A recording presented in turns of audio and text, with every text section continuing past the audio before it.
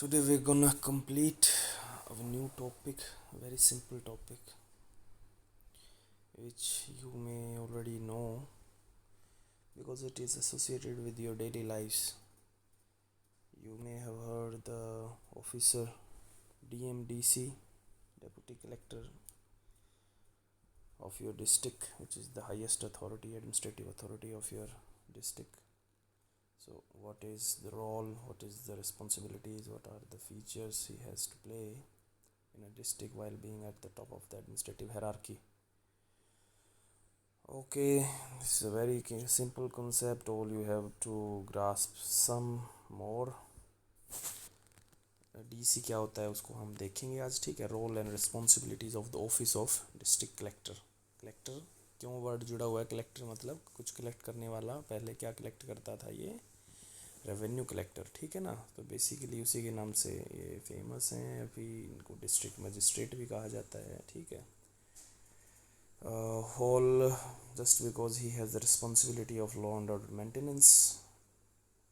इनका देखिए इंडिपेंडेंस के बाद बहुत बदलाव आया है इनके काम में. इनसे जो इंडिपेंडेंस से पहले था बहुत बड़ा दायरा बहुत बड़ा था डीसी के पास, एक एडमिनिस्ट्रेटिव वर्क का, जुडिशियल वर्क का. लेकिन इंडिपेंडेंस के बाद जो चीज़ बढ़ी है वो है डेवलपमेंट एडमिनिस्ट्रेशन. विकासकारी कार्य बहुत सारे करने पड़े हैं इन्हें. बहुत सारी जिम्मेदारियां बढ़ी हैं. लोगों को सिर्फ रेगुलेट नहीं करना पड़ा है, लोगों की डेवलपमेंट करनी पड़ी है. लोगों की कम्युनिटी की पूरी देखिए विकास जितना भी कर लो आप कम है. सो डेवलपमेंट एडमिनिस्ट्रेशन में का स्कोप वो बहुत वाइड है. So this comes under the ambit of district collectors.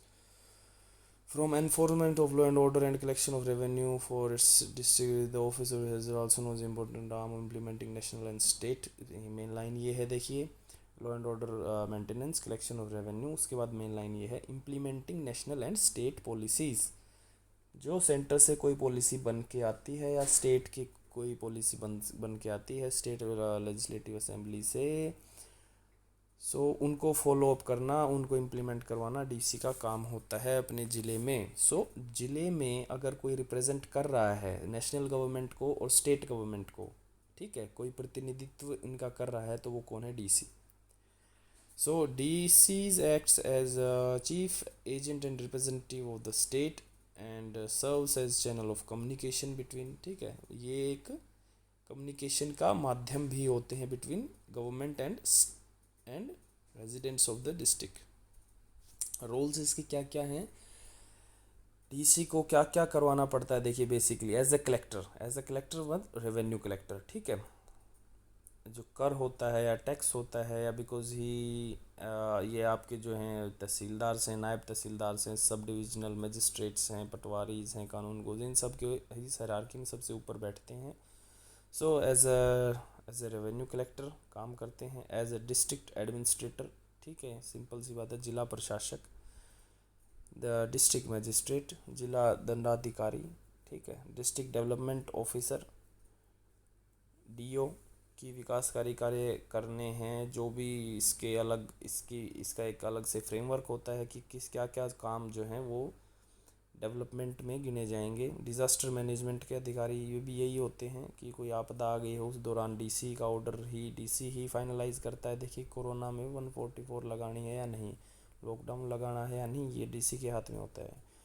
Election करवाना, conduction of elections, food and supplies maintain रखना, रेगुलेट करना. भाई आपके जो है ज़िले के अंदर कोई गड़बड़ी नहीं चल रही है, कोई काला बाजारी नहीं चल रही है, कोई एडल्ट्रेशन नहीं चल रही है. ठीक है. सो मेंटेनेंस ऑफ सिविक कम्युनिटीज़ भी आ जाता है. और रेजिडुअल फंक्शंस, जो और भी जितने भी काम बचे हुए होते हैं जो कि किसी पर्टिकुलर इंसान की जॉब नहीं है, वो सारी जिम्मेवारी कलेक्टर की होती है.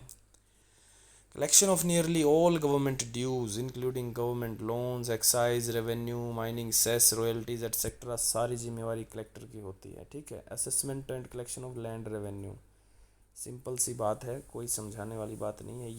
ये असेस करना कि कितना लैंड रेवेन्यू बनता है, भूमि कर कितना होता है, और उसको कलेक्ट करना. सुपरविज़न करते हैं ट्रेजरी पे. ट्रेजरी का मतलब है आपकी स्टेट की, आपकी गवर्नमेंट, आपकी ज़िले की जो पैसे की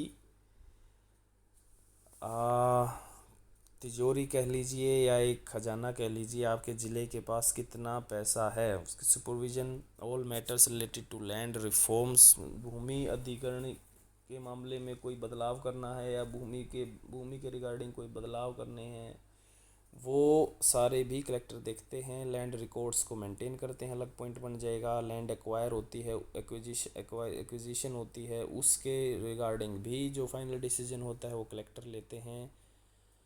management of government states, government की देखिए सरकारी ज़मीनें जितनी भी हैं या सरकारी प्रॉपर्टीज़ जितनी भी हैं, आपने कभी सुना होगा कि सरकारी संपत्ति को नुकसान ना पहुंचाएं। सो जितनी भी सरकारी संपत्तियां हैं उसकी मेंटेनेंस, उसके ऊपर सुपरविज़न, उसके रिगार्डिंग डेवलपमेंट प्लान्स कलेक्टर ही बनाते हैं।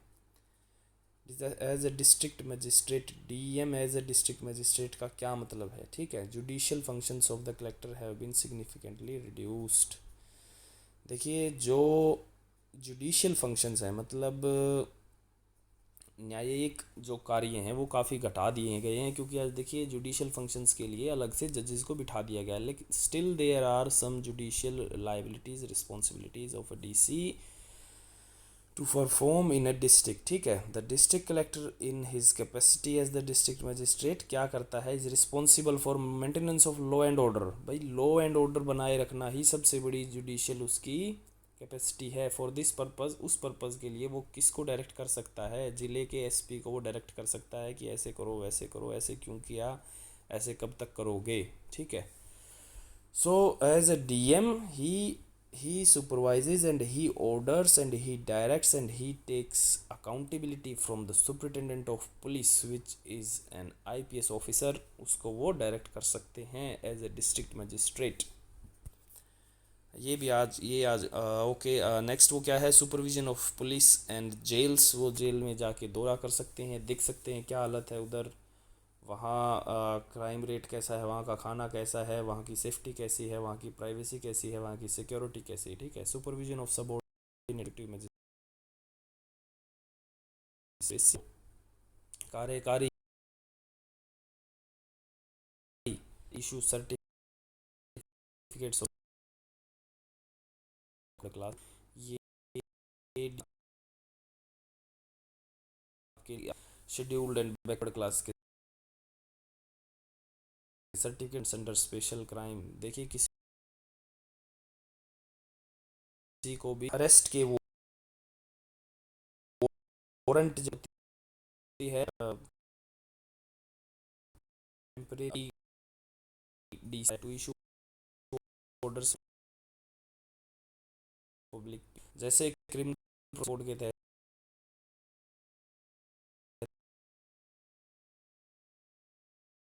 भी कई बार वायरस, कई बार कहीं कोई गलत होने की संभावना होती है, तो उसमें के लिए सेक्शन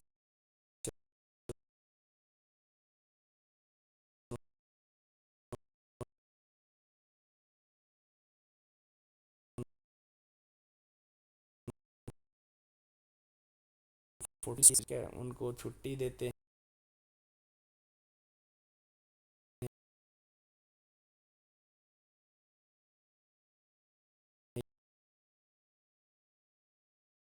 ये जो ऑफिसर्स हैं उनके ऊपर करते हैं ये,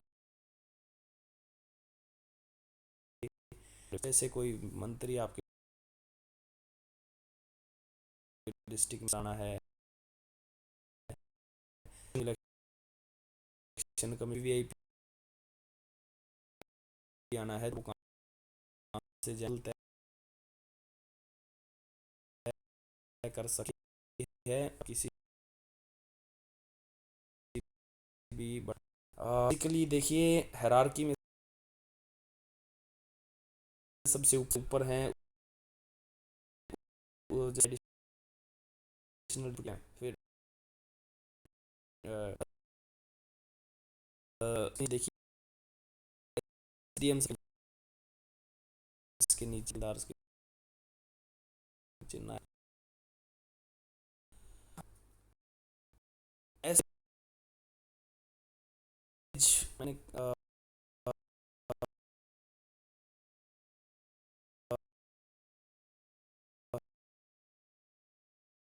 उसको आप एक बार रिवाइज कर सकते हैं। Excise control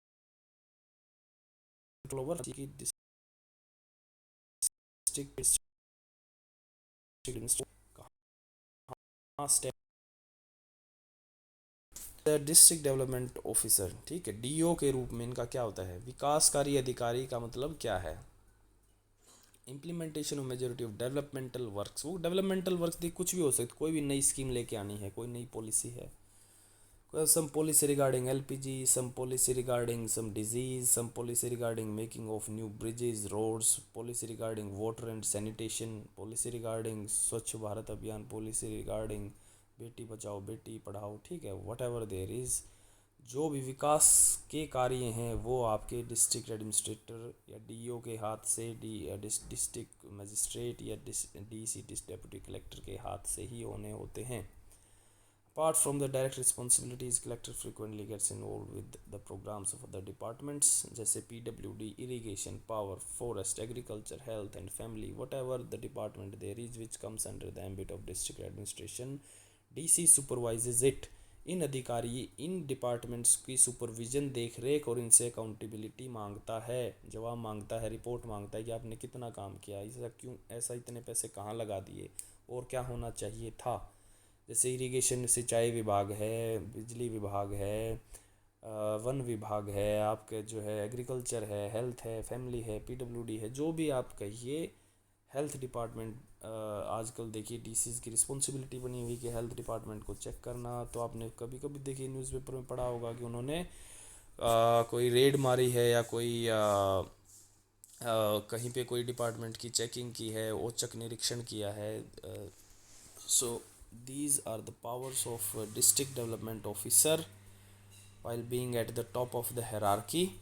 And next there is coordination in district, this is a very important word। तालमेल बनाए रखना सबसे बड़ी जिम्मेवारी होती है उनकी कि सारे डिपार्टमेंट्स हैं आपस में मतभेद उनका कोई ना हो। हर डिपार्टमेंट का अलग अलग हेड होता है, कोई डायरेक्टर होता है, वो देखिए हो सकता है वो एक दूसरे इरिगेशन डिपार्टमेंट, एग्रीकल्चर डिपार्टमेंट के साथ ढंग से काम ना करे, लेकिन वहाँ डीएम का रोल आ जाता है। District magistrate makes it smooth, वो भरसक कोशिश करते हैं कि एडमिनिस्ट्रेशन कोई ग्लिच पैदा ना हो और स्मूथली सारी वर्किंग चलती रहे। इसे कोऑर्डिनेशन, तालमेल बनाए रखना ज़िले में, activities other departments and every level, ठीक है, हो सकता है सब डिविजनल लेवल में कुछ बात हो, डिस्ट्रिक्ट लेवल में कुछ बात हो, ब्लॉक लेवल पे कुछ बात हो, तहसील लेवल पे कुछ बात हो।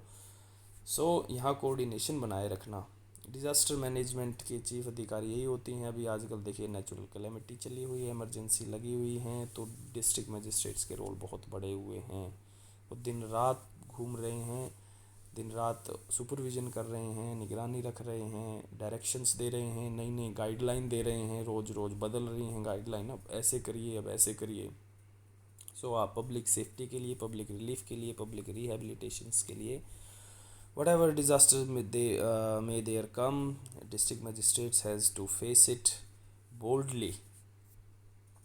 conduction of elections सिंपल सी चीज़ है, is responsible for preparation updation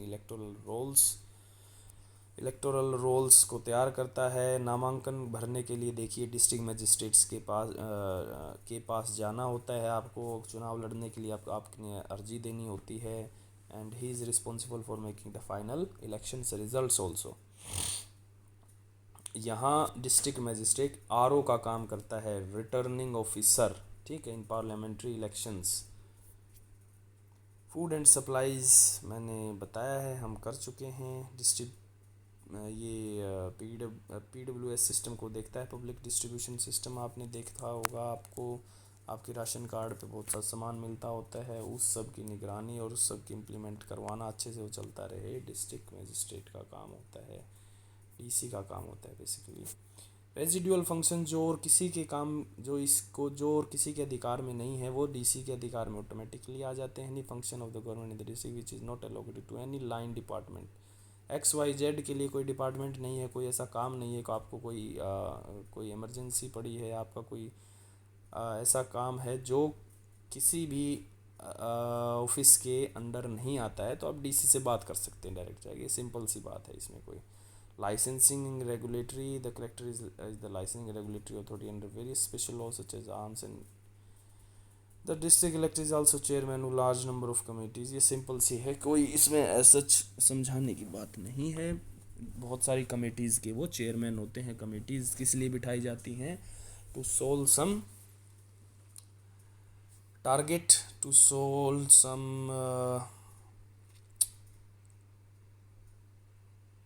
the district collector is also chairman of large number of committees at district level.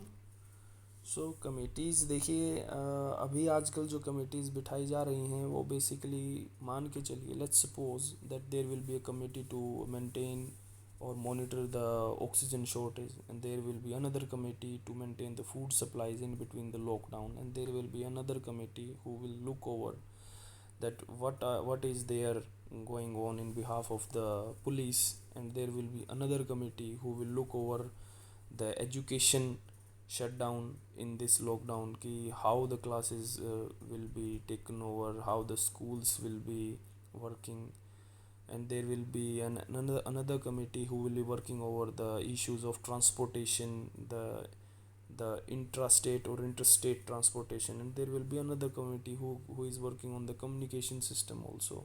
सो इन सारी कमेटीज़ जो अलग अलग बिठाई जाती हैं आपके डिस्ट्रिक्ट में, उन सब के चेयरमैन आपके डीएम हो सकते हैं. These are the residual functions. So this is it.